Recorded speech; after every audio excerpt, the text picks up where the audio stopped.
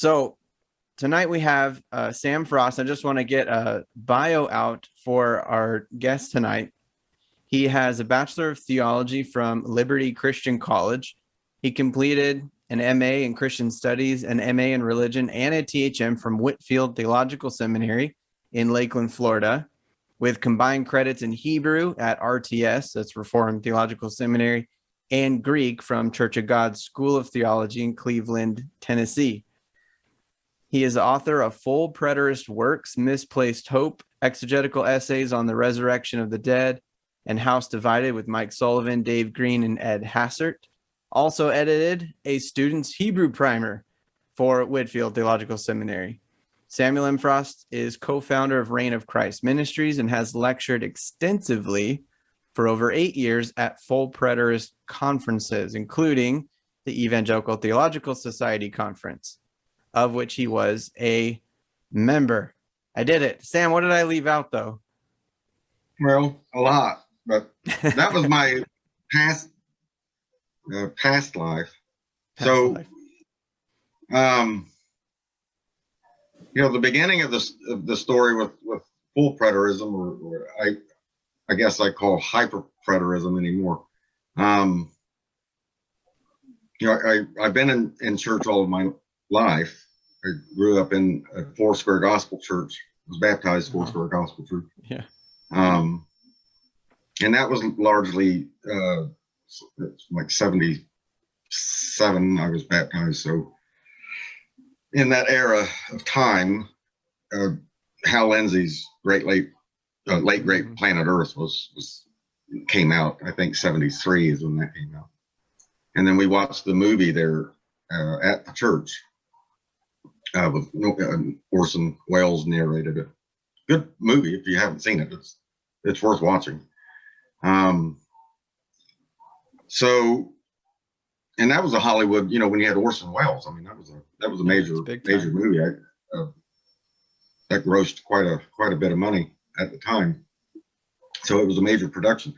So anyway, watching this as a kid, and believing that this is what the scriptures say and what your pastor says. So as a kid, you grow up and you think, well, that's what the Bible teaches. So that was pretty ingrained in me. And then we went, my family, my mom and stepdad, we got into he was Seventh-day Adventist, a wonderful man. I miss him dearly. But he went to Union and got his bachelor's. So when I'm growing up, 8, 9 years old, he has all these books and stuff like that from his seminary days. And so I was interested very early on in those kind of things. So with Seventh-day Adventism, you have, of course, a large stress on Daniel and Revelation. Their whole thing's built on Daniel, particularly. Okay. Their theology is. So, but my mom was charismatic.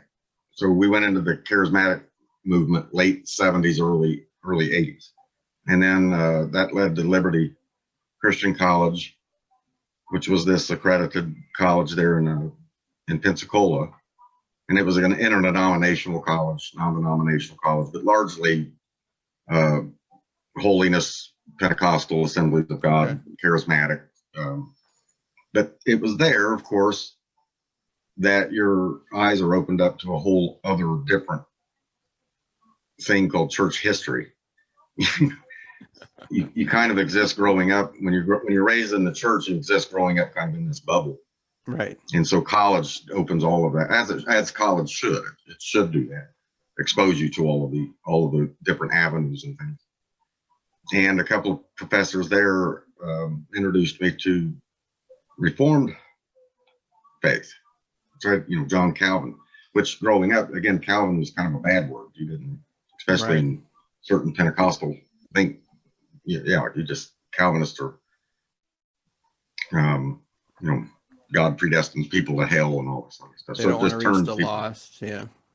Yeah. So, but anyway, I read Lorraine Bettner's book, Reformed Doctrine of Predestination. That was the book I couldn't shake. And I kept going through it and talking to the professors and kept going through to me. And so it wasn't really a struggle to begin to see that. And then going, of course, back into church history, it wasn't much. It was a ready acceptance. It was like, this actually makes more sense than what I grew up with.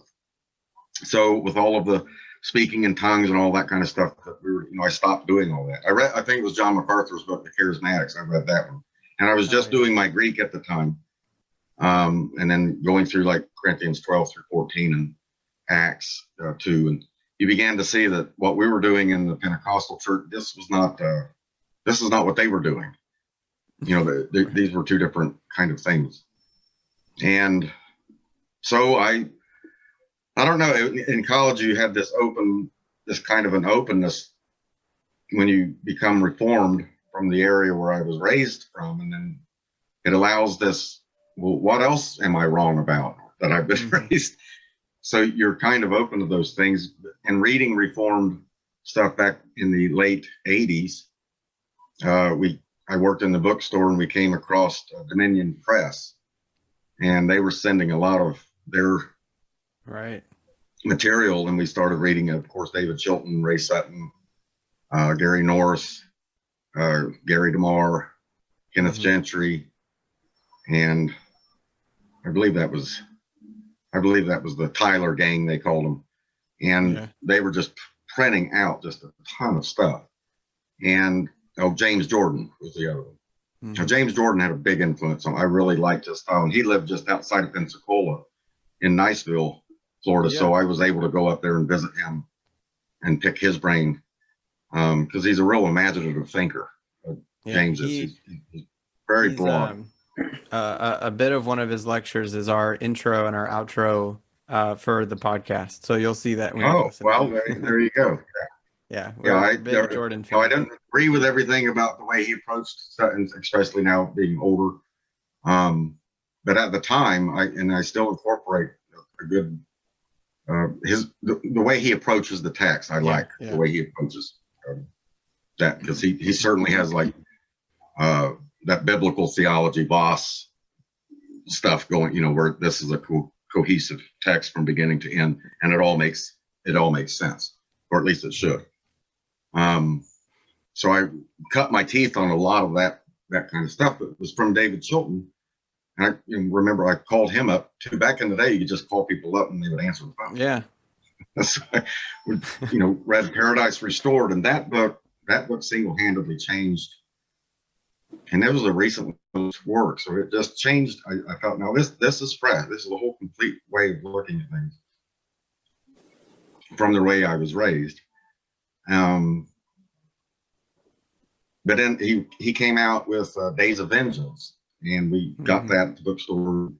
He footnoted a guy named Max King, and I had heard of Max King from a couple of other places, and one guy that we ordered books from, Walt Hibbard, he was carrying Max King's book, this 800-page tome, The Cross and the Parousia of Christ. Hey, there it is. And I put a visual aid off to the side. God, that's wonderful. That's because that's it. It's this massive book. So devoured, just went through, read that, because when you're raised dispensationalist, it's an all or nothing approach. So dispensationalism has everything in the future. In this short span of time of 7 years, the last 7 years of planet Earth, great planet Earth. And so all of that language of eschatology is fit into this all or nothing. It's all there or nothing. So you don't have any of this partiality going on. Well, what Max King was doing was taking that window of time, that brief window of time, and putting it back into the first century.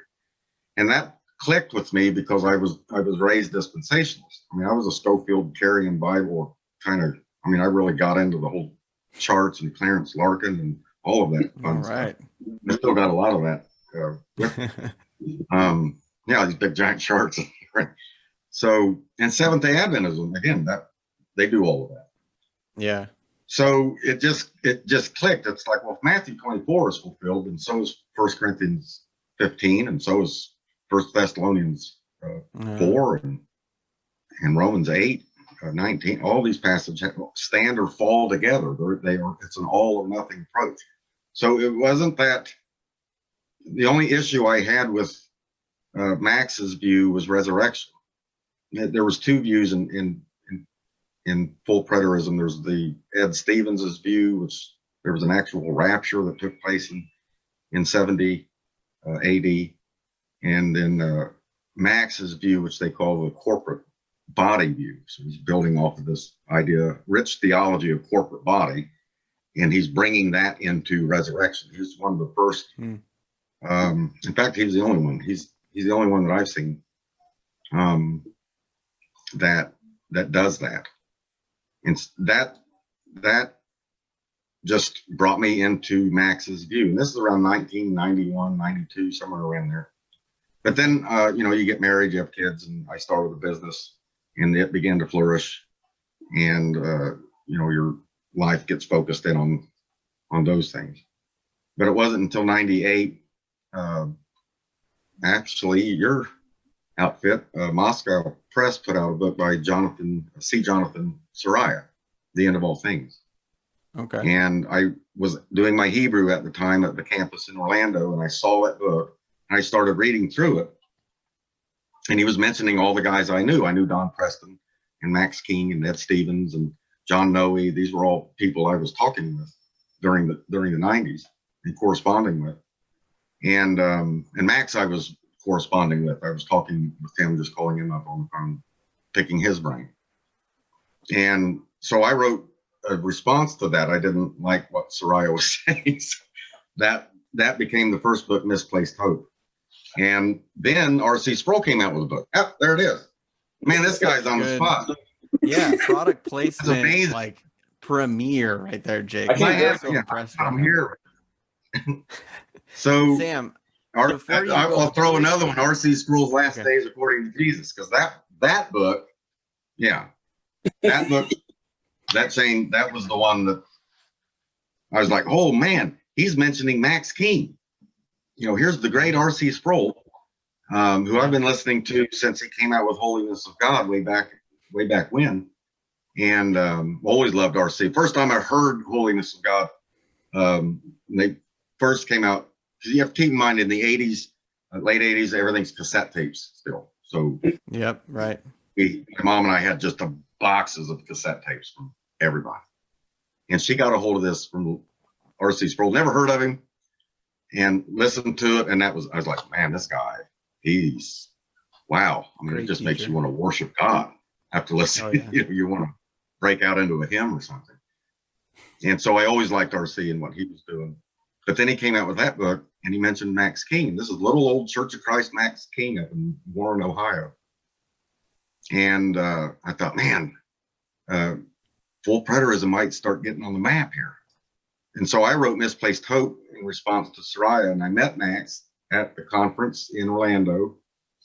It was RC's conference on eschatology, and Gentry and Keith Matheson, and in Orlando. It was a big Baptist church. There was a big, huge turnout, and that's where I first personally met Max.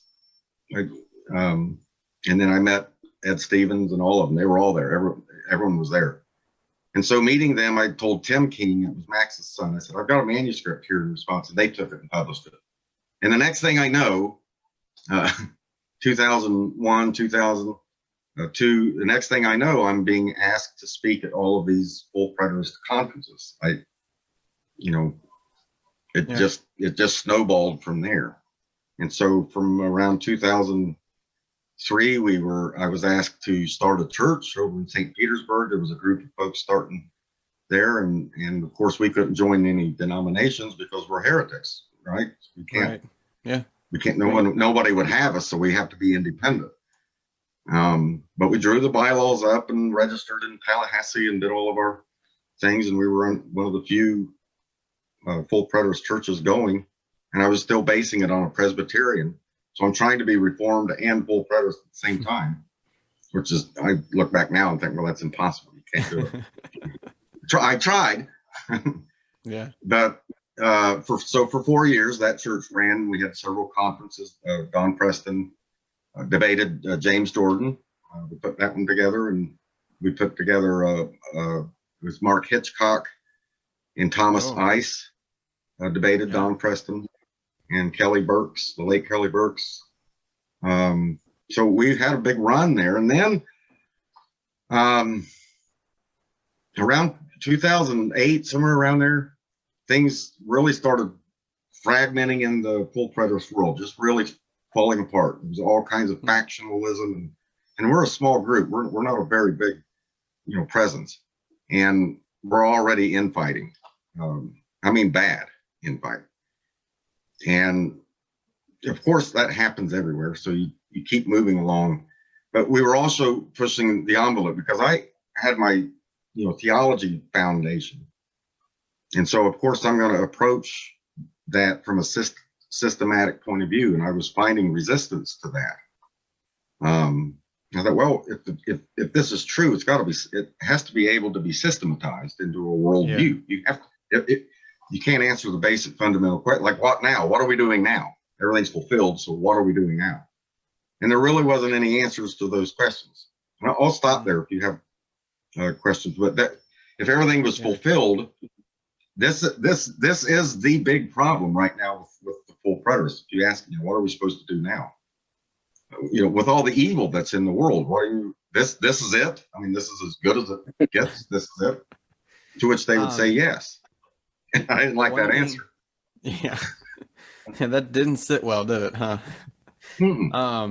So one thing that I would appreciate if you could do, because I just dawned on me that maybe there's people who listen to our stuff and haven't really heard of full preterist or hyper preterist. Maybe they've heard of the term preterist.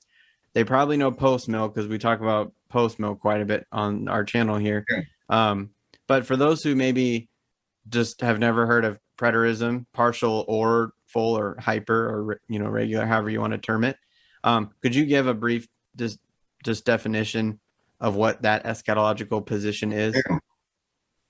It's an old Latin grammar term for past tense, praetor. So it just means past, and it got attached somewhere around the 18th century to this view that took most of the prophecies of the Old and New Testament as having been fulfilled in and around the era of 70 AD in the Jewish wars. I wouldn't say most prophecy, but a good deal of it.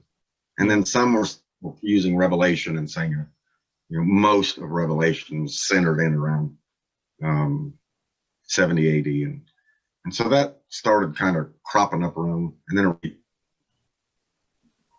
it never, and keep in mind, I mean, I read a lot. I'm like a weak kind of guy. I'm a book nerd. Awesome. It's an addiction. My wife gets on me a lot, but she's used to it now. So she just, I think we're all the same boat here. I can't help it. So the term preterism was what was used. That just, for instance, Calvin is called a preterist in his interpretation of Daniel, Daniel 9. He sees that as 70 AD in Titus and all of that. Mm-hmm. And so they called him, preterist. So that's kind of where that term historically, but it never meant everything was fulfilled. Everything exhaustively was fulfilled in 70 AD. You don't really see that until or maybe around the turn of the 20th century, some of the very late 19th century. There's a couple of writers, but even they're not exhaustively full preterists. They still held out. For example, like Milton Terry still held out 1,000 years and then an eventual end.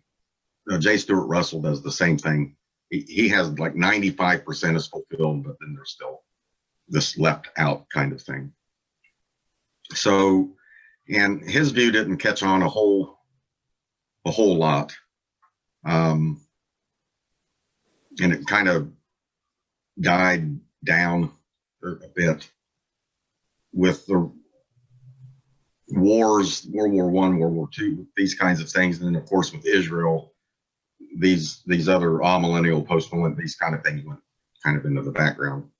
And dispensationalism really made its, really just, because it made sense. And we have to be able to account for that, too. That's probably another show. But so preterism is just that. It's you believe that, like Matthew 24, a good part of that is fulfilled in 70 AD, but not all of it. So all of it with Max King, he took literally nothing is not fulfilled in 70 AD. Everything is fulfilled. All prophecy is fulfilled in 70 AD. So what do? You ask, well, what the resurrection of the dead? That's going to be the big one. Right. And he spins that into this corporate body that the old man in Adam, the individuals that make up the members of the old man under a covenant perspective, are made alive in Christ, in his body, the one new man. And that's resurrection. It has nothing to do with biological flesh. It has nothing to do with this. It has nothing to do with making this world transformed. It's all covenant language, covenant standing. So, for example, his view of justification is being declared righteous, then you are standing before God righteous. So you had a pre-standing, which is a standing before God as dead, and now you have a standing before God, a re-standing, an anastasis, a resurrection before God as one justified, and that's resurrection. And so they take those soteriological motif, and they take that into resurrection, which is Gnosticism. Yes, that popped into my head just for lack now, of a better word. That's all it is. The disregard for God's redemptive purposes touching the physical realm at all. Yeah. Now, does that? So those are the differences. Big differences. Yeah, and then you prefer the term hyper preterist. Is that right? So we can keep using the same term if we want to. And there was a book. I used to get these newsletters. I think Mark Rushton, he's doing them now, but Roussos was a lot. Chalcedon Report. So I'd get these every month. Yeah. I don't know if it was Jim West or Ken Gentry that came up. I think it was Gentry that came up with the term hyperpreterism. And he wrote an article in Chalcedon Report, and that term just stuck.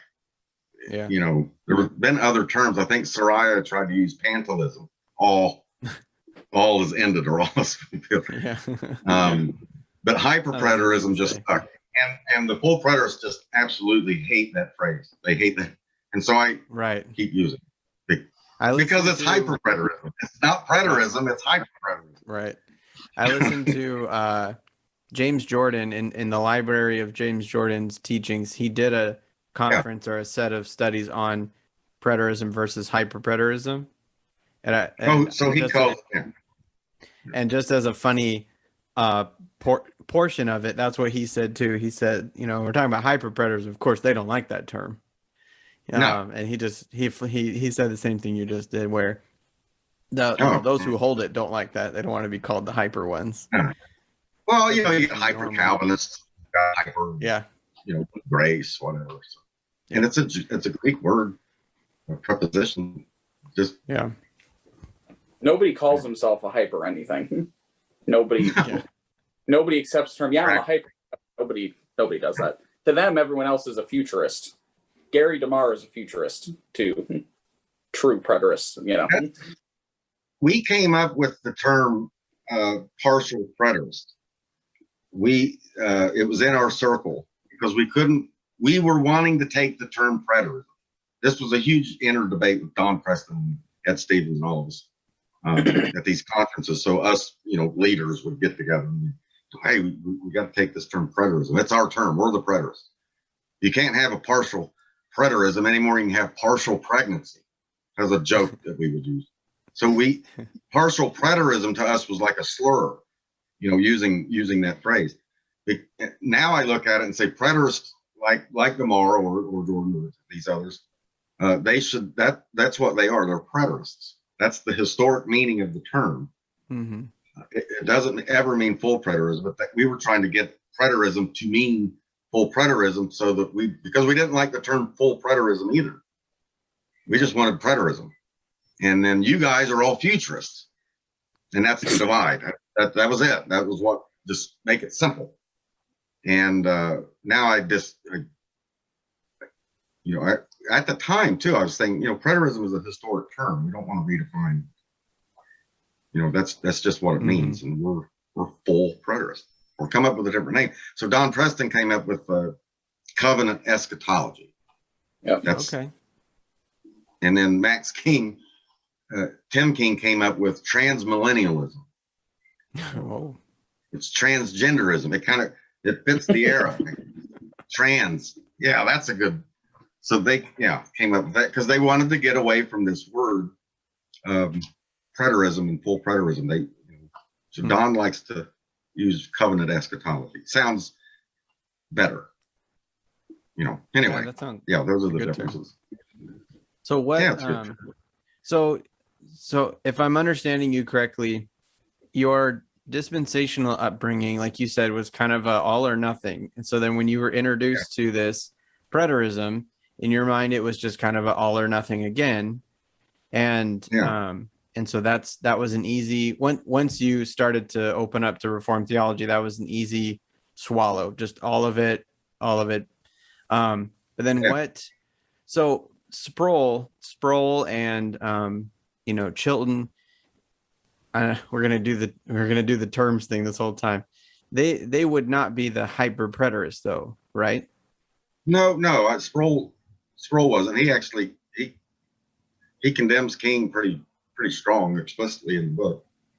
So what took you that far? I guess you could call him a partial preterist, was R.C.'s position. Yeah. He doesn't go, that book that he wrote, he doesn't go into a tremendous amount of detail on every single saying, but he just he like resurrection of the dead. We as Westminster Confession, go back to the Apostles' Creed, very clear. Right. Yeah. That Roman Catholic, Greek Orthodox, Protestant, Reformation, all believe in bodily resurrection of this self-same body. This body will be reassimilated and reunited with its spirit. And that's the consensus of church history. There have been aberrations here and there, but they died out. This bodily idea of bodily resurrection has been challenged, but it always dies out and loses in that. And that's the main thing we challenge as full preterists. That is the main thing. You can go through and time tag and near and some standing here, this generation, you can go through all of that. Even back in church history, you can pull out a couple of references to 70 AD and Joseph. That's not new. That's been going on for centuries. But it's resurrection of the dead. What was the end of the age? And he said, well, the old covenant ended. Well, that immediately sets you apart in Reformed thinking, where the old covenant ended, at the cross, right? So if it ended in 70 AD, you're running into all sorts of exegetical problems. And so now we've got to go back and redefine all of this, which we did, in terms of old covenant, new covenant transition. So Max's book that Jake showed there, what does it say? There are two dimensions of one age changing eschaton. Yep. And so the two dimensions is old covenant, new covenant of an age changing eschaton. And that's the framework from the ascension of Christ to 70 AD, his exaltation and glorious coming, ruling over all of the world. And so what about physical death? Well, physical death was never a problem. That was never spiritual death, separation from God death, all of that kind of stuff. And again, it wasn't that hard to do it Reformed, because not all, but some Reformed theologies have this idea of spiritual death. And so you just bring that over and say, hey, these guys are saying it. Yeah. So it's very eclectic. So we were pulling from every source we could. But resurrection of the dead was the hardest. It still is. That's the touch. That's the weak spot of the entire movement. Always will be. So, especially with Reform people. Yeah.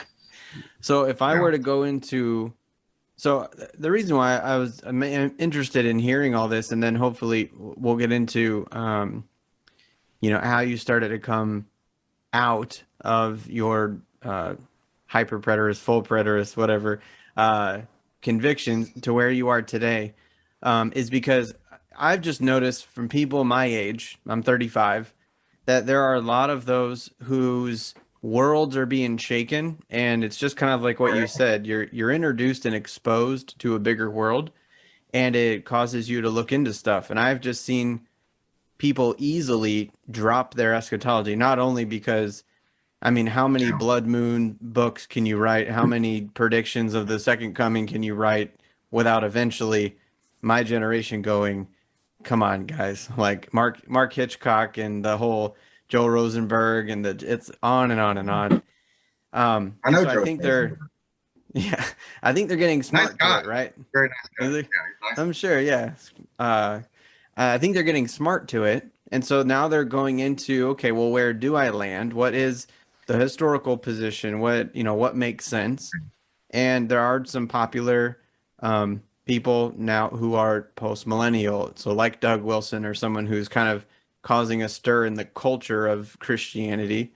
And anyway, the other thing that I blame, that era of Mark Driscoll, is that he, those who used to listen to a lot of him before his unfortunate, circumstances, he encouraged culture engagement. He encouraged taking, Orthodox doctrine to the culture and sort of that kind of stuff. So a post-millennial idea where we're supposed to be kingdom building and we're supposed to be influencing culture and that sort of thing was attractive, and it made sense.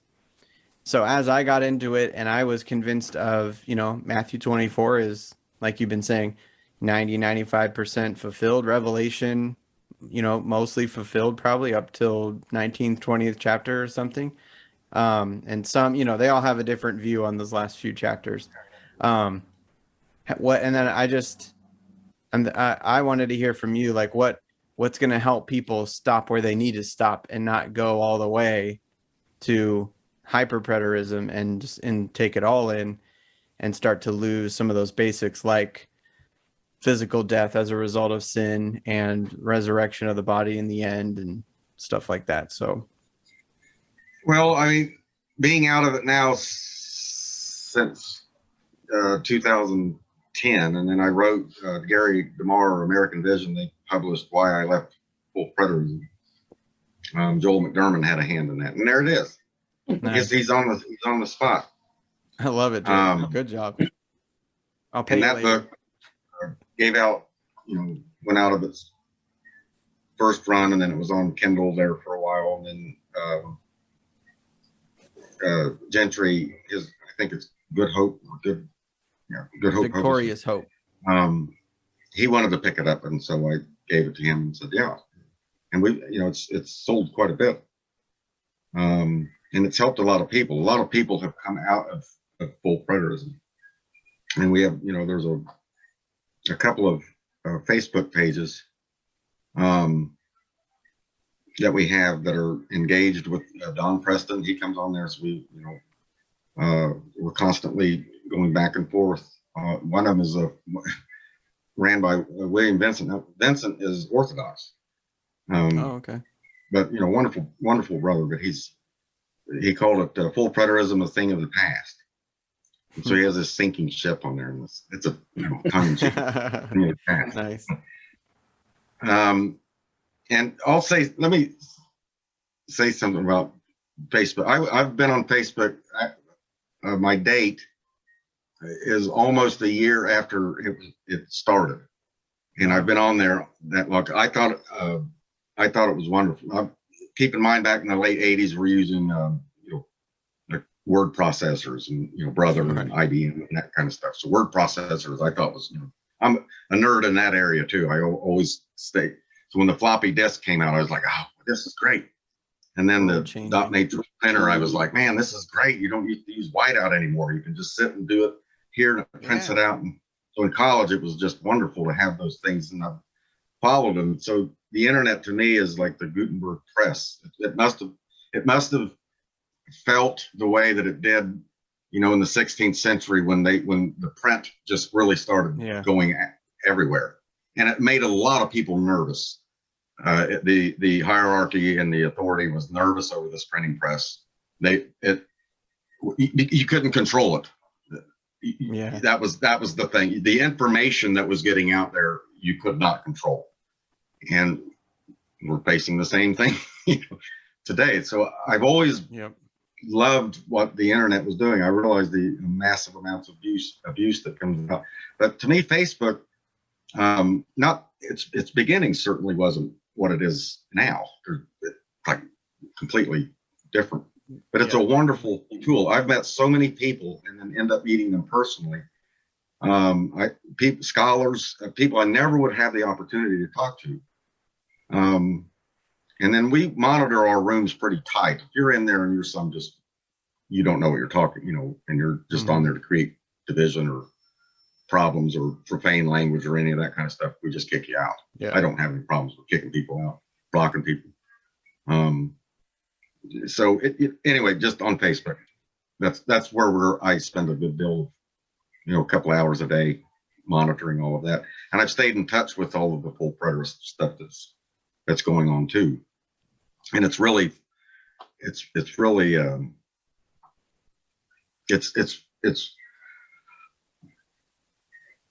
continues to break apart. Because now you have this view called Israel only, and this view Israel only is full preterism, on crack. I mean, the whole Bible only refers to Israel and Israelites only. And so, what does that do with that? Well, it doesn't concern us. I don't need salvation. Wow. I don't. None of the Bible is for me at all. It was written for them. It ended there, and that was the end of that. And you don't even need to read the Bible. You don't need to go to church. There's no pastors. There's no church. It's all a waste of time based upon a faulty view that the end has not yet come. And that triggered off when that view started around, so it would have been around, and this is in the book, somewhere around 2008, a couple of guys started really pushing that. And what I couldn't shake from it is that it was, if you take Reformed theology, which the end is not yet, right? So the end has not come. We're not in the new heavens and new earth, and resurrection of the dead has not happened. So, and if it did, then obviously we're in eternity. We're in the new heavens and new earth. We're in all of it. So you have to redefine all of what that is and what that means. There's only one end in the Bible. There's not all these multiple ends that are going on. So if that's the case, then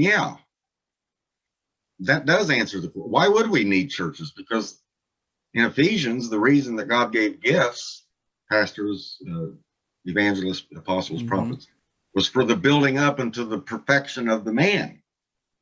Yeah. Well, that's 70 AD. Wow. So you don't need progressive sanctification anymore either. We're perfect in a covenant speaking sense. We're perfect. Yeah. And when we die, we go to heaven, because before, when the saints died, they went to this place of the netherworldly realm of Sheol, which was this accursed place. And Jesus rescued all of the spirits out and brought them all into heaven. And now when we die, since we're not under death anymore, we go to heaven. And heaven is the goal, not a new earth, but heaven. So I thought, well, then why would we need pastors? Why would you need a church? It's not, why would you meeting on Sunday? Well, what would be the point? But my spirit this goes back to being raised in the church and baptized and always believing. I never entered into a period of doubting. I know some people in their crisis of faith and their testimonies, they go through a period, like a Bart Ehrman period. Ehrman has gone way, and I know Bart, and yeah, he's gone way out there. Yeah. But I never went through that kind of crisis. So my spirit was not feeling right. I thought, this isn't right. And it was John 6, that chapter, it just leapt off the page. All that the Father has given to me, I will raise up in the last day. And that verse and he says it 7 times in that chapter, in chapter 6. And I just couldn't shake it. I started bringing this up to Don Preston and others, and their answers were not. Their answer was the last day was in 70 AD. And I thought, well, if that's the case, then all that have been given to the Son are raised. So when were you raised? And I debated Michael Miano about this, and the answer to his question, his answer was, resurrection does not apply to me. And I thought, well, see, now, I was like, this can't be right, because at least in Max's view, you could still apply that redemptive resurrection, you could still do that. But now it had shifted to where resurrection no longer applies. That was just for them back then. And what's interesting about Max King is the book that Jake showed, he's nowhere near that view anymore.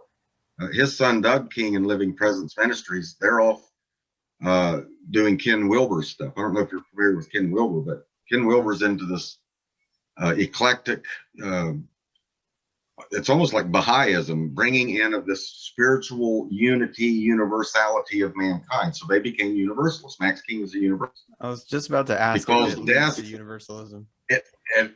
And I was convinced of that when I knew Max was doing it. I was like, well, if death has been swallowed up in victory, the canopy that covers over all the nations, and that has been removed, and that's covenant death.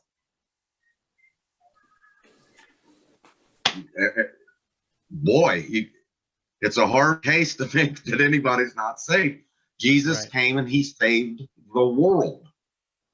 And yeah, and I couldn't sit with that. And maybe it was my Reformed theology or background. I just I couldn't sit with that.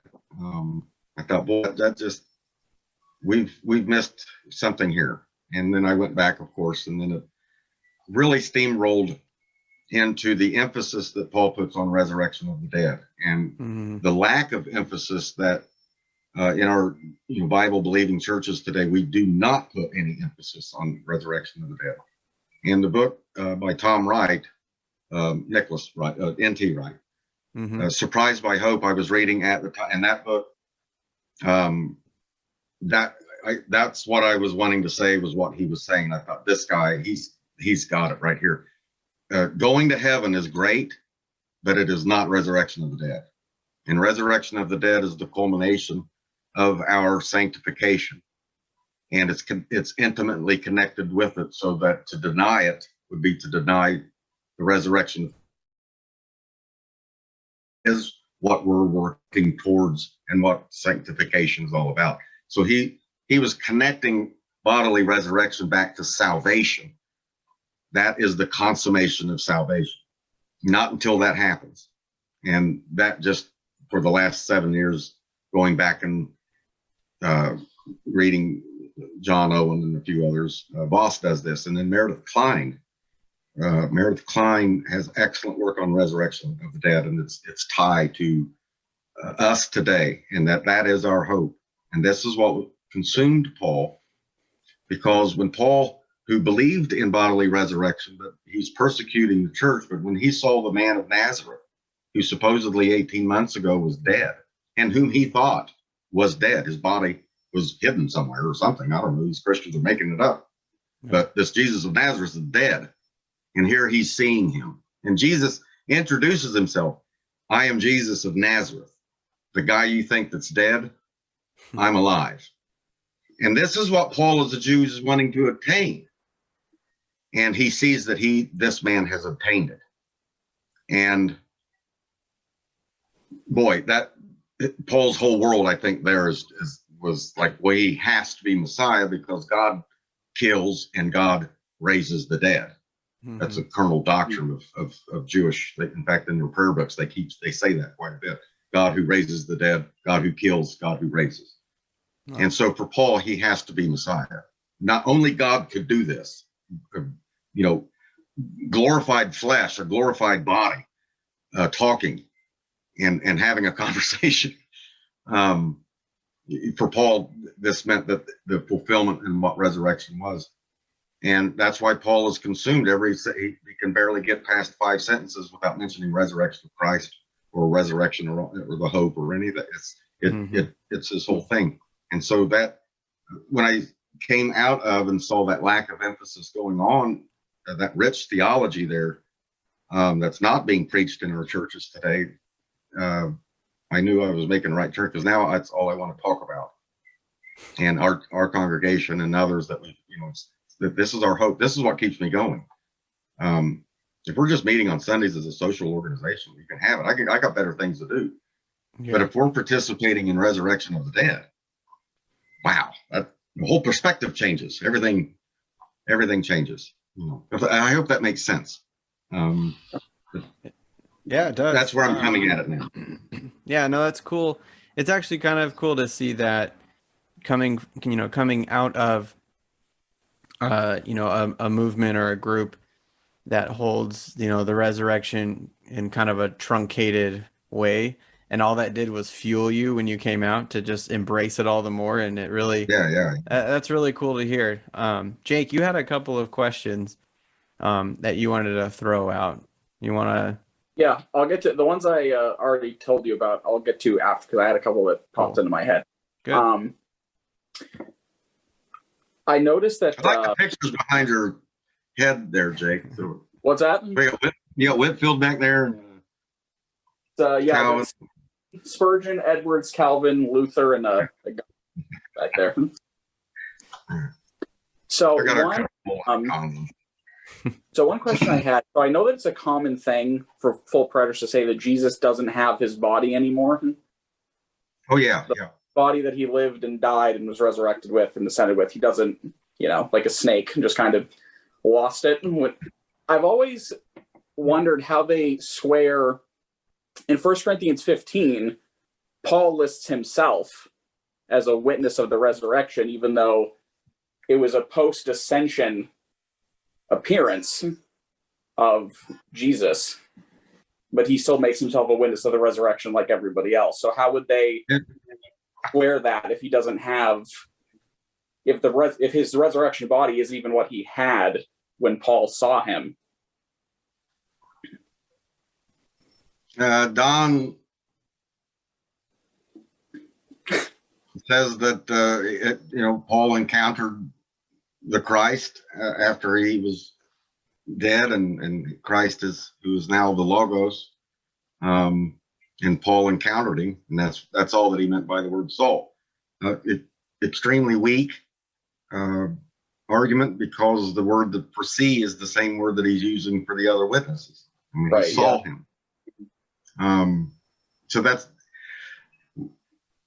when I began to bring these issues, and now even more so bring that just little things like that. Yeah. There's no answers, and the answers are incredibly weak. Because it's like the word there that he's using is the word see is what he's using for the other witnesses. Yeah. He saw Christ in the same way they saw him. And if you're saying he shed his body, what did Paul see? Who was it? Right. What was he talking to? Phantasm or something? I mean, what was he talking to? And just again, Don refers to these as peripheral issues, which is another way of saying I can't answer them. So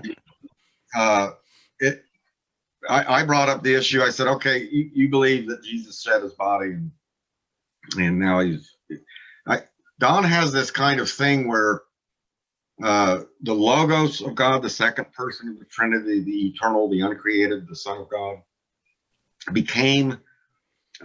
was the spirit that was in flesh. And so there's almost, I got him to I pressed him on Vigil, vigil.blog. That's my blog, and I have a series of articles there where I was pressing Don and saying to him, if Jesus is no longer in body, and so man is not defined by body or soul, he's just solely defined by spirit. That's the essence and person and all the rest of it. Then you believe that the term son of man just means human being. It's really Right. Daniel's called a son of man. Ezekiel's called a son of man. It just means human being. And it says the son of man on the clouds of heaven. That you don't believe he's man anymore. So, but the son of man on the clouds of heaven was 70 AD. That's what appears, right? Is the son of man on the clouds of heaven said. Right. It doesn't say the Logos on the clouds of heaven. It's the Son of Man. It's the human being from Nazareth, which you did not. And he just he wants to revert back to the time text. He'll want to go back to. So it's almost. I've actually encountered a couple of other, Larry Siegel and a few others that realize those problems there, and they will say we don't have all of those answers yet. We don't have all of those answers yet, but we do know the time of the second coming and resurrection, and that's 70 AD. So they're insistent on that. And so they're still working out these other things. And I'm there saying, as a theologian, I'm saying there's nothing to work out here. It doesn't work. You can't make it happen. Unless you go the route of Max King, which he did. Max did. And Tim and Doug and boy, a lot of other ones did. Yeah, you have to stop operating in the normal traditional church mode, which Don Preston still wants to operate under the umbrella of evangelical. And now we've been saying that you're not evangelical. Now. You're not even in the same ballpark. You've redefined key fundamental terms of sanctification and justification and soteriology, and now you're into Christology. Christ is no longer a human being anymore. So you're this view is like gangrene. It's spreading in all these other doctrines, and it's not. Yeah. So we're not only wrong about the timing of the second coming, we're wrong about resurrection. We're wrong about sanctification. We're wrong about. So the church for 1900 years has been wrong. You see what I'm saying? But they're Church of Christ, so they don't care. Right. But I'm not Church of Christ. I do care. That's what we say about dispensationalists, right? Everybody was totally wrong, and well, they try to claim whoever Irenaeus or something, but everyone's wrong until 1830s. But so just to back up, maybe I should have asked this question first. Why do they even feel the need theologically to deny that Jesus still has his body? Well, the critical thing there is that if the man Christ Jesus was glorified the day of his resurrection and then ascended bodily into heaven,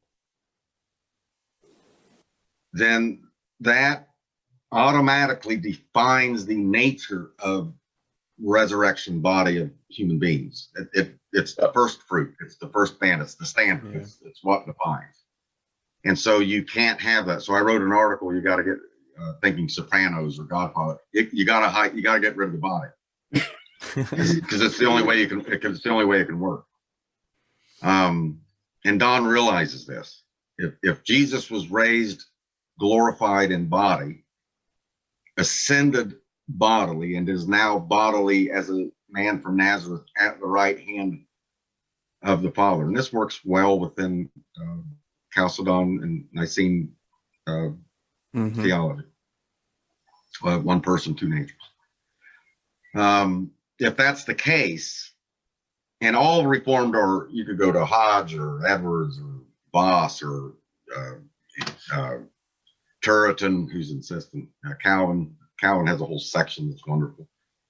Insistent that Christ bodily is at the man Christ Jesus bodily as at the right hand of the Father. And if that's the case, then that defines the nature of resurrection. For us.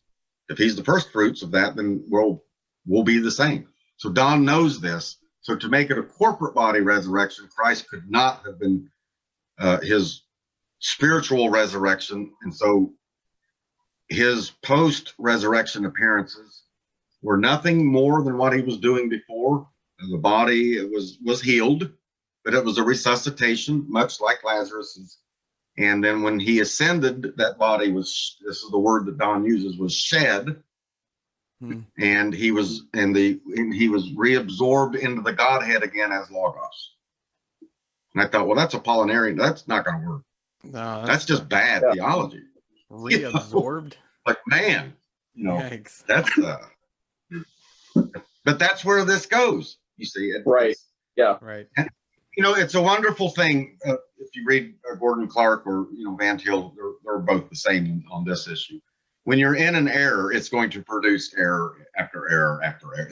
And that's a good indicator of knowing. To answer your question, if you have to keep rejecting all of these things just to support your 70 AD view, then you're wrong. Your view is wrong. You're going down the wrong path. But stop calling yourself Christian. Right. Because you're not. So don't go like the Mormons or something. Then something else. So if Joseph Smith had he had the smarts to say that we're not Christians, we're Mormons. The Christian church is apostate. Nobody listens. We're going to start a new revelation. Well, good for him. He's doing my work for me. I'm like, well, yeah, they're not even Christians. Too bad none of his. They're trying to be Christians today. They're trying to be evangelical.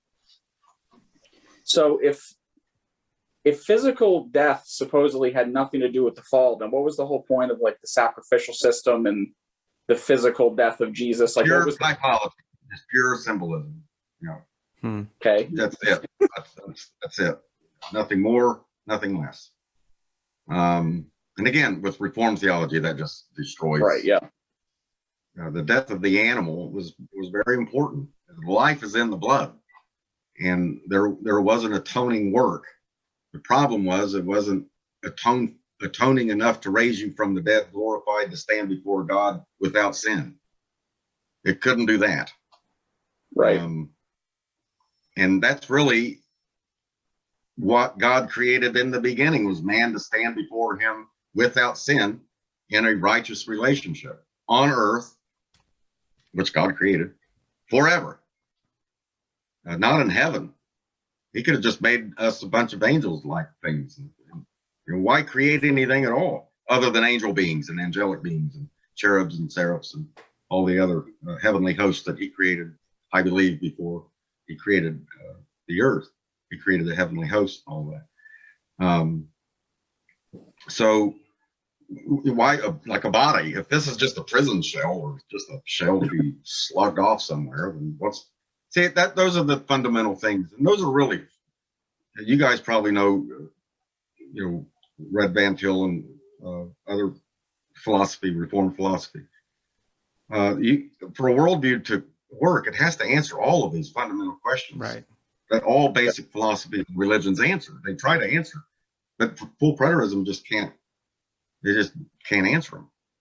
Where are we going? What's the point of his? So Don's view is that history will never end, and he means that literally. History, as we know it right now, is infinite. And I said, well, that means procreation will never end. Procreation is infinite. He said, yes. Well, but God knows all of those who are his. Yes. To which you can add one. That's infinite. Right. Mm-hmm. And he said, well, it's a paradox. We just don't understand all. And I said, that's not a paradox, it's a contradiction.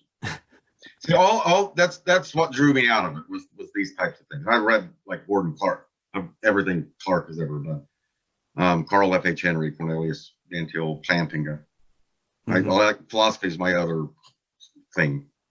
And I knew if what made Reformed thinking as successful as it was is because it was a worldview. It was answering, especially Institute. It was answering all of the basic fundamental questions. Do you have a view on economics? Yeah, I have a biblical view on economics. Right. What about the penal system, like prisons, and does the Bible have an answer for prisons? And yeah, it certainly does. You may not like it, but it does. What about immigration? Yeah, Bible has an answer for immigration. And so these guys, which are largely Church of Christ, again, I've got to keep emphasizing that. Most of the full preterists out there are Church of Christ. Dave Green, I wrote what? Yeah, let me see if he has this one. House Divided. Oh my goodness! I got it complete though. This is. Oh man, this is amazing. So unfortunately, this isn't the one that. That's the second. Yeah, because they canceled me on the. Yeah, you got airbrushed out of this one, but I did. Yeah. Oh, no. I wrote. Yeah, that was a big project, and we were the only Reformed people. We were a minority, so Dave Green, Ed Hastert, and Mike Sullivan trying to operate under the sovereign grace. And that was 2009, and they signed me on there. Mike Sullivan reluctantly, but Dave Green and I were long friends. We went all the way back to Orlando. And why reluctantly? So I wrote one chapter. Interrupting real quick. Why reluctantly? Just real quick. Oh, well, Sullivan's, I might saying this public, he's a bit of a basket case. And we always thought that when I was a full preterist, I always thought that, and I even more so today. For example, Mike Sullivan, after he confronted David Chilton, they both live out there in California, confronted David Chilton about his, he needs to go the whole way of full preterism. And then a couple of months later, David Chilton died. And Mike takes credit for that. And he said the same thing to me. Wow. Since I have left the truth, God will be visiting me. I said, well, good. I hope he does, because I'm in love with it. It'd be great. Wow. That kind of stuff. Okay. Very valid. But anyway, 2009, 2010, I was starting to make this shift out. Mm-hmm. And so Mike had all of these books printed up in his garage, cases of these things, and I'm leaving. And so he's been bitter ever, like trade. I was a traitor or something like that. So I go where my conscience tells me to go. Mm-hmm. Look, I was one of the main teachers.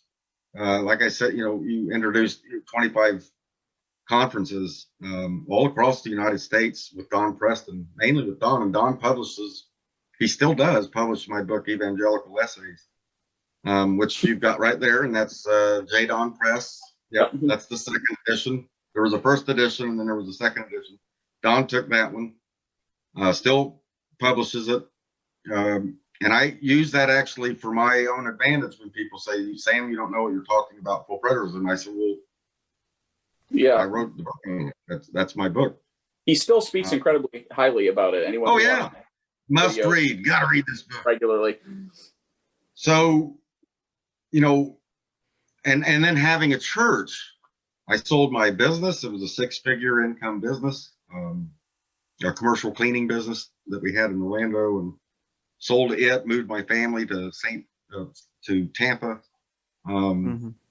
Just early 2000s, started the church, my books, of course. So my whole reputation was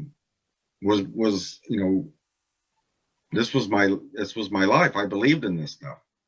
And when I started seeing serious problems with it, it was gut wrenching. It was a hard, it was hard. Those were some 2009, 2010, 2011 were very alcohol soaked years, I'll say, because I felt like everything was falling apart. I was like, well, now I don't even, what am I, but I still had this strong belief that in the scriptures, which was driving the whole thing. Right. And coming out on the other side of that, and now where I'm at, the Lord is good. God is good. What he is allowing me to do or to be used as, I wouldn't trade it for the world with my family and everything in my life. Is, there's problems. you know what I'm saying. I'm not trying to sound like everything's rosy and all this other stuff. Yeah. But in my heart, I'm content. It's I know I'm on solid ground. So, and then we've been able to argue a lot of full preterists out of the movement, and they know that. Don knows that, and debated Don. Do you know Chris Arnzen? He has Yeah. Oh yeah. Iron Sharpening. Iron? Yeah. Chris is a wonderful guy. Debated him, Don Preston on that. This is where Don Preston admitted to drop my jaw because he changed. That the devil that's thrown into the lake of fire. So there's no more devil. He said, well, no, that's not the devil. There still is the devil. But what that was Judaism. That was Old Testament Judaism thrown into the lake of fire. I'm like, okay, well, All right. Then. you could have heard Just making it a up. pin drop. It was like, wow, Don, you've and the beast is not Rome. The beast is, who do you think it is? It's Israel. Daism? It's, Okay. yeah, it's the Sanhedrin and the zealots. Who's That's the the beast. harlot? Who's the harlot? That's the Sanhedrin in Jerusalem too. Everything is Jerusalem. Everything is subjugating. Everything. And so it was just like, no, this isn't working. This doesn't work. So Because yeah. But anyway, yeah. Yeah, so one of the questions I did have prepared already when I was reading through House Divided a few weeks ago, and I was hoping you could elaborate more because you obviously know the theology behind it better than we do. It almost seems like it replaces like the death and resurrection of Jesus and even like soteriology. Like that's like the focus of everything. It's almost, we're all living in this, Sheolic grim existence until the temple is destroyed, and there was like, we're all just wasting our time if you don't think the second coming has happened already. Yeah. No, that's it. You got it. But Dave Green is operating under Max King's view in The Cross and the Parousia of Christ. We were operating in that view. Now, even though Max, flew the coop, I think Max, his new is it's a commentary on Romans 9 through 11. Romans, and it's out.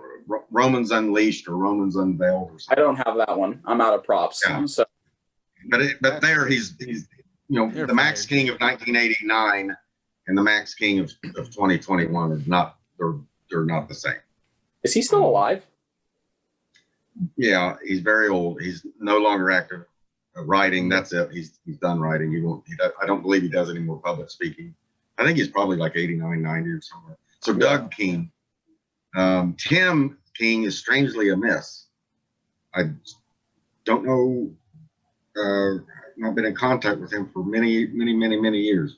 But Doug King is now running what is called Living Presence Ministries. And they're very much involved in this hybrid eclectic spiritualism of this.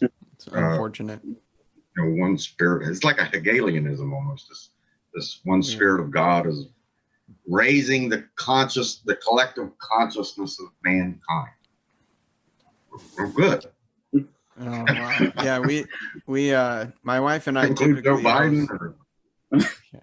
My wife and I typically host the podcast, Sam, and we did one just kind of chatting about New Age and occult and how that's kind of the very popular trend of those leaving the faith is that they just get into some form of occult, New Age, Christ consciousness, all that kind of stuff.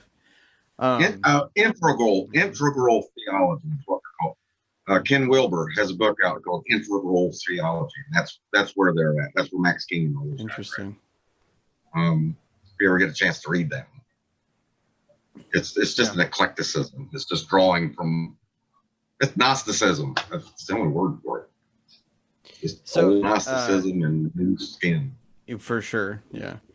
Sam, what would your words of caution or advice be for someone who is finally waking up to the nonsense of the dispensationalism that they grew up in or were taught, and then now they're looking into postmillennialism. They're looking at this kind of, oh, it might all be fulfilled.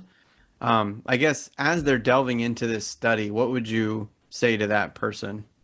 And that could be Well, recommendations, advice, whatever. I mean, I obviously reading the Sutton and Chilton and Barry North and all those guys, I was post millennial, very strong in Rushdoony, and I love all this. I love the stuff that Gary DeMar is doing. All of that is you can't, post Constantine, we were not in the same area as where Paul, who's saying resist not the authorities, and now we're the authority. So it put us in a, and you have to see that as the hand of providence. God put us in a place where now we're the authority. We're making laws. We're the ones that are.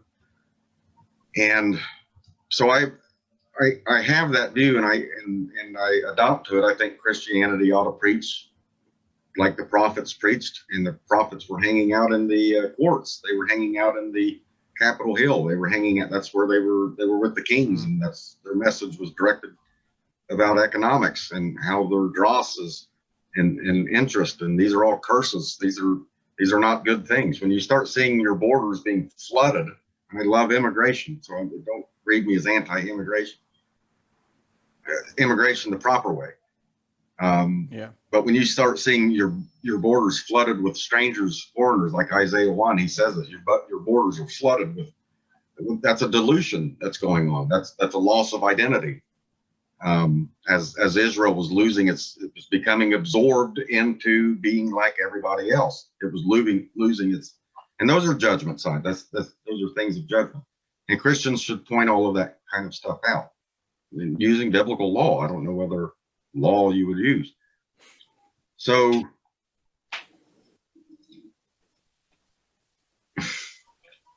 I guess I would hold, post-millennial. So I'm as an amillennialist, I'm all of that stuff I keep, because people keep saying amillennialism is like dispensationalism. You don't get socially active.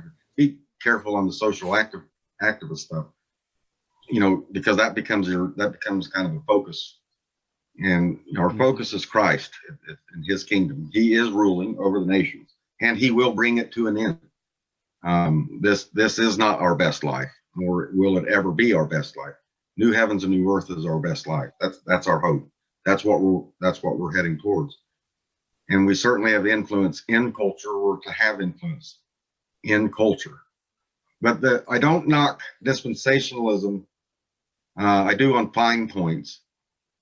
But it's interesting that the moral majority, back when I was in college and Ronald Reagan was in office and Jerry Falwell, I mean, all you heard about was evangelicalism and the religious right and all the rest of it having massive influence on law. And these are dispensationalists. Jerry Falwell was a dispensationalist. Yeah. And yet he's right there in the Oval Office with Reagan. And all of these guys, Tim LaHaye, Beverly LaHaye, who leads the largest pro-life lobbying group and had the most, biggest group, but she's dispensationalist. So I began to see that just because you have a view of the end, it doesn't mean that you're not involved. These guys are obviously involved. That's the problem with John Hagee. He's what the left call the religious right. As John Hagee, why? Because he's involved in politics. They all are. All these guys are, because they've got big money. But they have this. I kind of looked at it like my dad, may he rest in peace. My sister and I did a hospice with him during his last 2 weeks, and so it was around the clock kind of thing. And I use that because I know that he's dying. It's terminal. I know that he's dying. There's not going to be any, short of a miracle, any recovery from this. And does that mean that I don't comfort him? I don't make his life as comfortable, that I don't impact, that I don't change the sheets, that I don't, I'm polishing brass on a sinking ship. And so I kind of, that's where that that changed for me is that I am to polish brass, but the ship is sinking. The world is passing away. But I'm to polish the brass on, just like I did with who I knew was terminal. I didn't stop taking care of him. I took more care of him because I know it's going to be transformed and raised from the dead. And so that resurrection of the dead, that became, and that is my motivation for ethics. Not, can we get Joe Biden out of office? And I'd love to see Joe Biden out of office because the guy's a moron. Yeah. Just a complete, I don't know. I've never seen anything like. I thought Jimmy Carter. I would take Bill Clinton today because you knew where Bill stood. It's true. Bill would reach across the aisle to Newt Gingrich, and those two would work together and do whatever they had to do. This guy, he's man, it's amazing, and that's judgment. This is God's judgment. It is, yeah. Poor leaders is a judgment of God. Right. So, and now what is that doing for us? Well, it's stirring up a lot of us. But yeah. One last thing, there's a book by Francis Gumerlud, Latin theologian. He works a lot with Gary DeMar.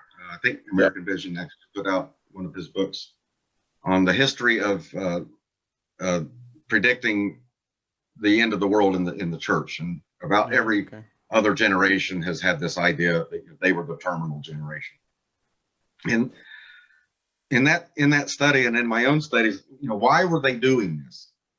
Well, they were doing it because there's a pattern going on about where in the book of Judges is great because it shows this revival and it's great and we're having great. We've got a wonderful judge, and then it goes back down again, and then it's the end of the world, and then not yet, and then it comes back up and there's another revival, and then it's bad and we're being invaded and our economy's bad and everything's bad, and it's the end of the world.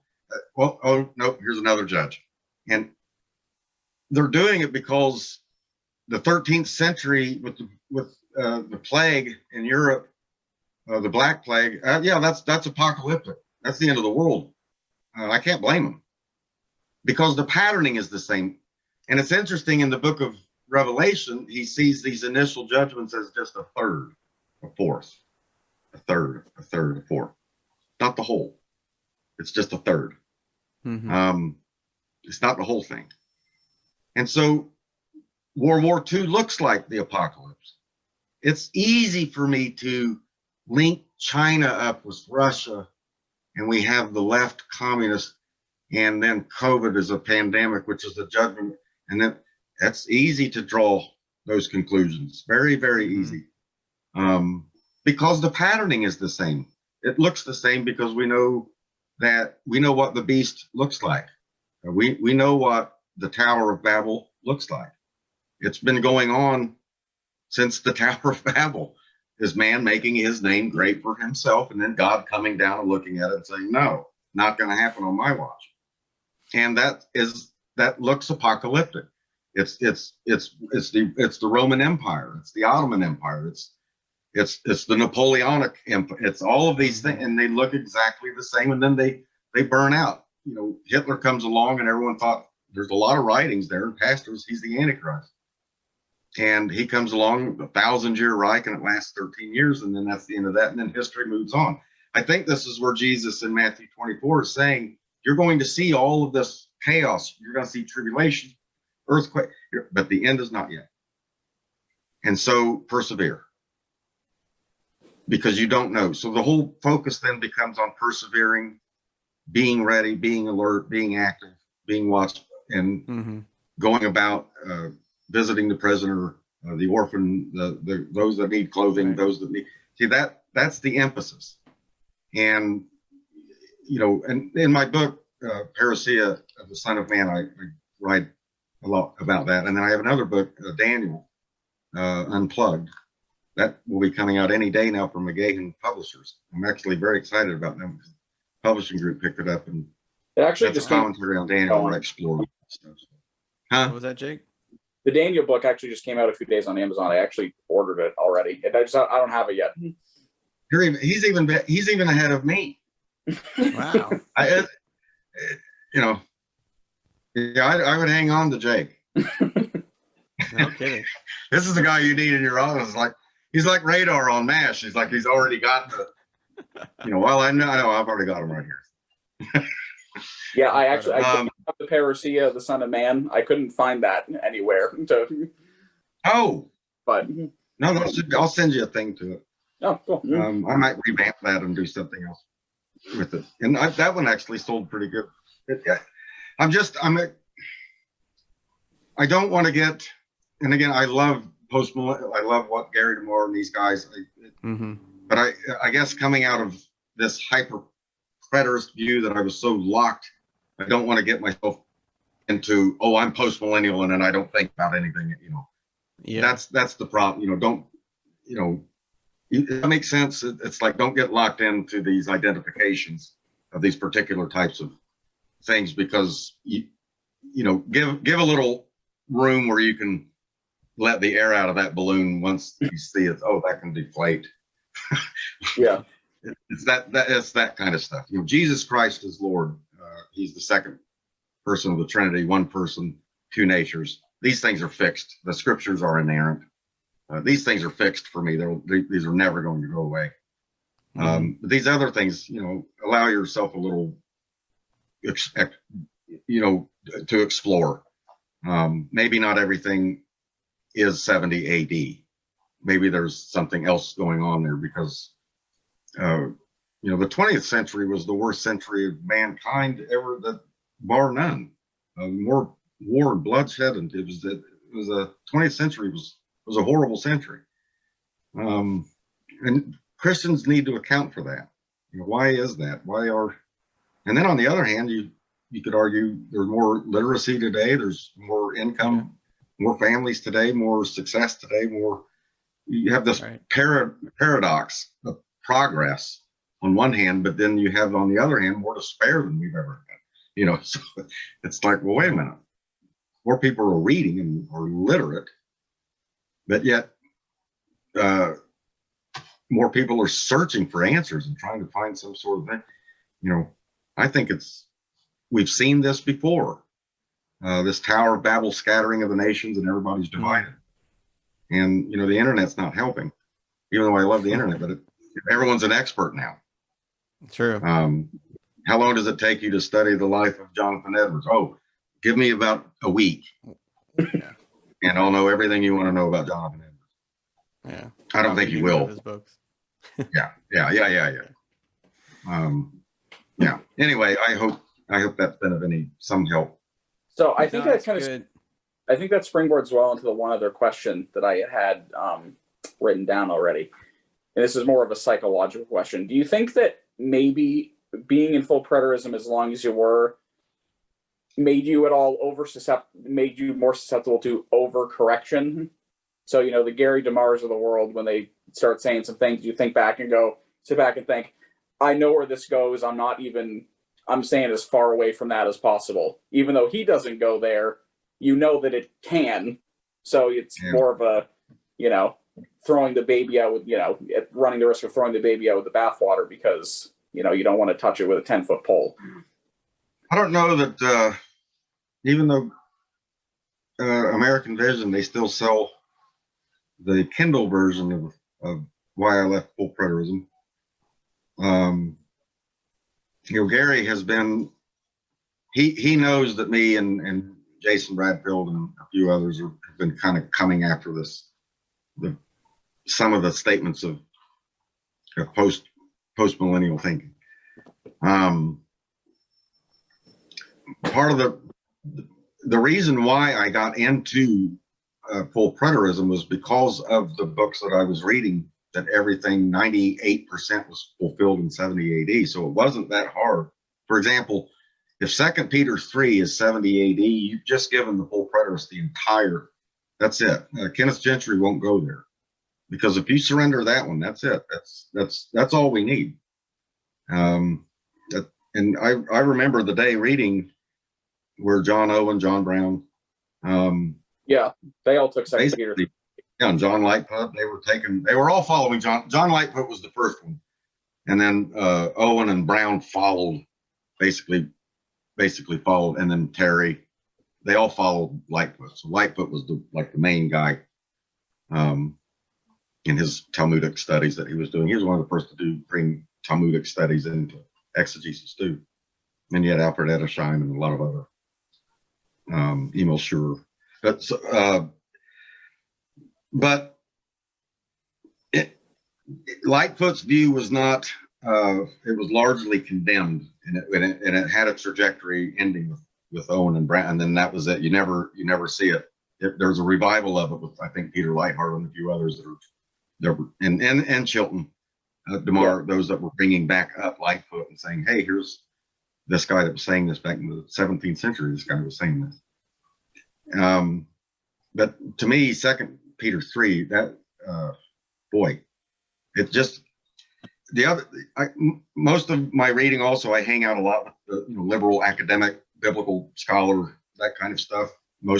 Probably 70% of my reading, I read these guys, and none of them would ever in a million years, John Collins and Charles Worth would ever, nobody at Society of Biblical Literature, nobody would ever see 2 Peter 3, because the language of that is it's identical with this end of the world mentality that we know Second Temple Judaism had. And to get 70 AD, no Jew would have spoken like that about 70 AD. We have Jewish literature about 70 AD, and they're not speaking about it that way, as using that kind of cataclysmic kind of language. That's not the way they do it. And that's another, area. Even though these biblical scholars don't believe 2 Peter chapter 3, nonetheless, they would all in a consensus argue that, Peter's talking about the end of the world there.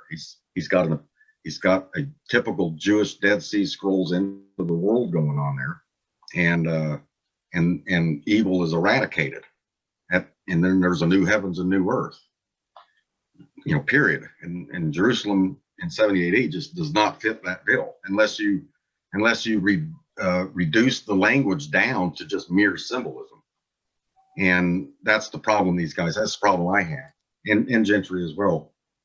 So because if you keep going down that route, DeMar, who's quite friendly with full preterists, he goes to their conferences and speaks. He spoke at conferences when I was a full preterist. DeMar would be there speaking. So he's kind of made these bedfellows with these guys, and he doesn't really overtly come out and condemn them. He does. He says it's heretical, but he won't come out and overtly just straight up condemn them. And that's a problem with me. And I've told Gary this. So that's this stuff is dangerous. I've watched lives destroyed. I've watched families destroyed. I've watched these. We used to plan, Don Preston and I would sit around and used to plan how to infiltrate churches, just to get in and start through maybe a home group or Sunday school teaching. Maybe we can start interjecting 70 AD and start, and I look back on all of that stuff now and I'm like, this is wrong. We're schismatics. That's all we're doing. Right. We're coming in dividing the church. We're the very enemies that Paul said, watch out for these guys. I was one of them. And so I think it needs to be roundly condemned. I understand the whole 70 AD thing and Matthew 24, and there's a long history there. But crossing the parousia, that goes back through a lot of that. Because I don't think Jesus is reducing everything there to 70 AD. There's a how long, which is in we find that out at the very beginning. The seed of the woman will crush the head of the serpent. And then chapter 4, oh, the Lord has given me this, and that doesn't happen. And then Noah, whose name means rest, and so he's the one that's going to deliver us from the curse of the ground, and it doesn't happen. So it keeps going, on and on. And so we think that, the disciples are asking, are you, and Jesus is affirming, yes, but not at this time. I am going to.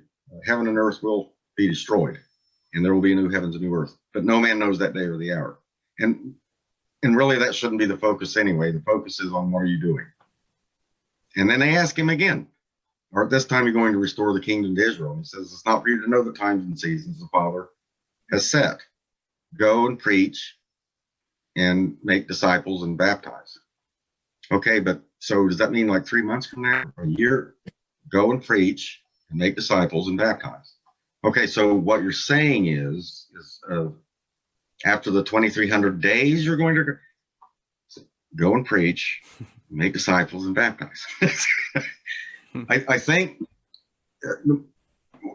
reading Matthew, I think what Matthew is deliberately doing is destroying this apocalyptic speculation, calculation kind of thing. He's destroying it and keeping the focus on Christ. And what dispensationalism has done is take all of that and focus it back again on setting the calendrical dates and all of the other stuff. But I don't fault dispensationalists for understanding that the times are evil. They're absolutely correct. They are. This is what the end looks like. There's the difference between the post-millennialist who believes that there will be basically 80% conversion of the world or something.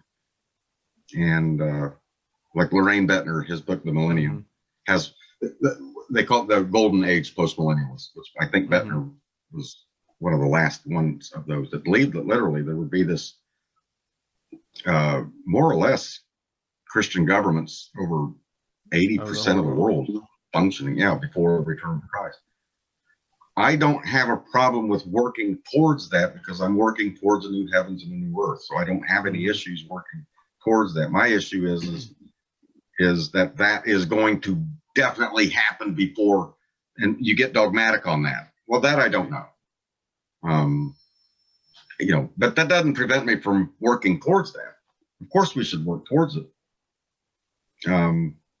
Absolutely. But the end is not yet. So I've actually brought post-millennial mentality into an all-millennial. I don't know when the end is structured. I know post-millennialists joke and they say, we love when dispensationalists are inconsistent, right? They're working as if Christ is going to be victorious in culture when their eschatology says he's not. And I remember being that way growing up Calvary Chapel. Yes. I grew up very dispensational, and prophecy conferences were the whole thing. But Calvary Chapel is, you preach the word of God, verse by verse, book by book. And I grew up with a very evangelistic motivation in my faith. But then I held this eschatology, and I never understood the contradiction or anything. And that's because if you're just biblical, like you were saying, like you're encouraging people, you just stick to what are we doing? Are we preaching the word of God? Are we serving the poor, serving the orphan, the widow? Are we, serving the brothers and sisters of our church that we're with? And that's just being biblical. And whatever eschatology fits, whatever, we can debate that. But and we all have our opinions. But I draw heavily from Rushdoony and those guys of obedience to the word of God. That's what other answer? I'm not going to give a secular answer to the problem of taxes. I'm going to first go to the Bible, and the Bible talks about taxes or anything really, sexuality, marriage, family. I'm going to go there first. Before I start talking about transgenderism, I'm not going to start with, Michael Foucault or somebody. I'm going to start with the Bible. That's where else am I going to start?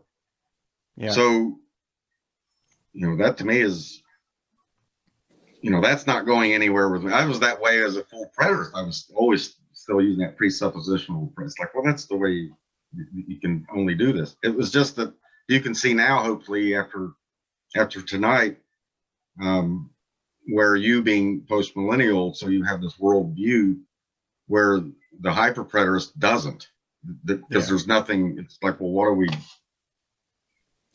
Infinite history. I mean, that means a nothing history. Infinity is nothing. That's why the Greeks hated it. In philosophy, they just hated apeiros is the Greek word, and they just, because it just rendered everything pointless. Right. If everything is infinite, then it's just pointless. There's no point. If the universe is just this infinite, then we're just a speck. It's pointless. You know? Yeah. What? Yeah. But like what you're saying about the kind of the whole world and life view, and that's kind of the term I've heard from Jordan and Rushdoony, Abraham Kuyper, who they pull from. I'm not sure if you're familiar with Joe Boot. He's got a really good. In fact, a guy at our church that his family just started coming to our church has introduced me to this Joe Boot and this big giant book that he wrote about. I said, "Oh, who's that?" He goes, "You never read Joe Boot?" No. Not anyone. Among scholars, I still read, but in the evangelical Reformed world, I think R.C. Sproul, and then after him, so like Pastor Tyler grew up with John Piper, so he's in his 30s. And I never, I don't think I might have read 3 pages written by John Piper. He just is not my era. Yeah. I'm sure he's good. Everyone says he is. Yeah. I just haven't read a lot of John Piper. I'm like, oh, okay. Yeah. I might get some hate for this, but I don't. I have read maybe two books of Piper, and most people my age in my groups have read all his stuff. Oh yeah. Yeah, he's like the what kind of Calvinist are you? I know. Yeah. I know. I read John Piper all day. Well, see, back in the 90s and late 80s, and it was RC. It's like, well, you haven't read RC Sproul, are you crazy? No, yeah, I've read. Of course, you should read RC. Yeah, RC's. So, yeah, and I guess my era, like you mentioned, Mark Driscoll and what's going on. I think I know what's going on with. I might know what's going on with Mark Driscoll, but. Chang's another one, or Francis Chen. I don't know. I don't know who they are. Yeah, and God bless you. My son, he's honestly. Like, oh, good. You shouldn't any. Exactly. Yeah, but I don't know Mark Driscoll. I don't know who he is. I mean, I do. I think I know. It's just a pastor who had a big head, and it ruined his ministry. But he was a Calvinist, and then. But he was more engage the culture, don't shun the culture. Let's take our strong theology to culture. And that was very appealing because the emergent church at the time was picking up the social interaction, social engagement theme, but with no theology. Whereas Brian McLaren, I'm familiar with. Right. Yeah. Mark Driscoll did it. Yes, let's engage culture, but with our theology. And so that obviously was appealing to Orthodox, evangelical, Bible believing people, but anyway, so what culture won? Well, pretty much, I guess. Yeah. In culture, Christians want to engage culture. I think we've heard that before. When under Samuel, they were saying, "Can we be like the other nations? They've got it so much better." Yeah, so they did get a king. Be careful with that stuff. They did. Yeah, they got Saul, the king like the other nations. Yeah. Have you seen the culture lately? Like, why do you want to be like? Have you heard the music? It's horrible. It's not good. No. Like Led Zeppelin was the last greatest thing. That's it. Everything else. Sam, don't you know the devil is in the 4/4 beat, 4/4 time signature? That's from the devil. Oh, I grew up with that. Bob Peters and those guys. What was that documentary back in the day? There was a Christian movie documentary. That was the Peters, Bob Peters, and they had there was a bunch of them. Yeah, that's slamming rock and roll music. Yeah, and I've played drums all my life. Several clinics and met a lot of good, Dave Weckl and Chester Thompson. I mean, I can go down. Terry Bozzio. So I think Christians can approach, as long as you understand what you're approaching. For example, the lifestyle, Led Zeppelin. I love the structure of music, Zeppelin and the Police and a lot of other things and what they were doing musically. However, Jimmy Page, was a pedophile. The guy I wouldn't let him around my family. I wouldn't let the guy in my house. This guy is a pagan to the core. but musical structure is musical structure, and you Mhm. appreciate, structure. Where it's like logic or anything else. Logic is logic. I don't care where it's at. That's Yeah. but at the same time, I condemn Led Zeppelin as a whole and what they were about and what they're singing about. They're horrible, Yeah. completely anti-God. Totally. But the chords are good. The way they arrange certain structures and things like that. So I can pull out the purity of what's going on there, and at the same time I can condemn it. I don't want to be like Led Zeppelin. I don't want to look like Led Zeppelin. I don't think my worship should look anything like the stage performance of Led. I think that's ridiculous. It's a rebellious. Rock and roll is born of rebellion. Heck, they tell you that Right. the whole thing is this outside of the norms and the traditions and everything. It's and eradicating and destroying your parents and your parents' faith and your parents' church and the whole 9 yards. That's what that was born out of. And transgenderism, like with Little Richard and stuff. I mean, he was doing this stuff way back when. I mean, he would dress up like a woman and go on stage, and that was his identity. And it was to tear down these traditional structures. And music is a very powerful. Yes. Man, music is powerful. God would have it out front before they would go into the battle. They play these trumpets and stuff, before it frightens people. Yeah. Liturgy is warfare. Everybody started on that. Yeah. All right. Well, I was very helped by hearing your story, and I encourage people to get Sam's recent book, or recently published in another way. Why I Left. I'll send Jake a link to that. Okay. And then the recent one will come out. What was that one called? Daniel Unplugged. Daniel Unplugged. And it's already Daniel. Daniel's. Sorry. Daniel's the linchpin for a lot of people with their eschatology. And honestly, I echo what Sam says. If your eschatology is keeping you from obeying the Great Commission or keeping you from just living the Christian life we've been called to, then you need a new one. And that's don't be shocked on Daniel, because I know it's going to shock it. Okay. But all right.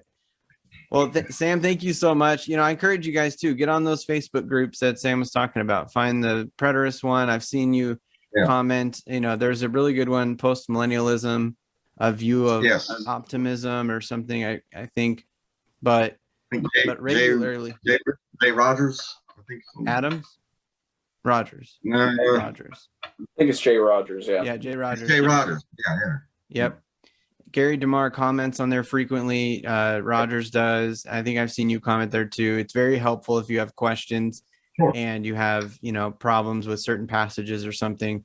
These guys who are very well studied in this hop on there and really provide some great insight. So I encourage you guys to do that.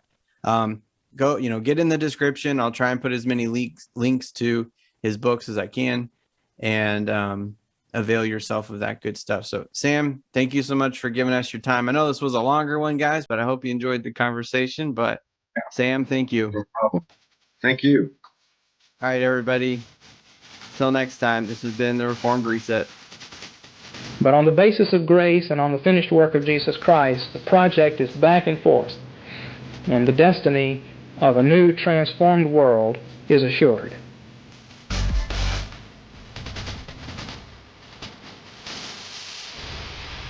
I just put the sourdough in the oven too, so I've got like 40 minutes.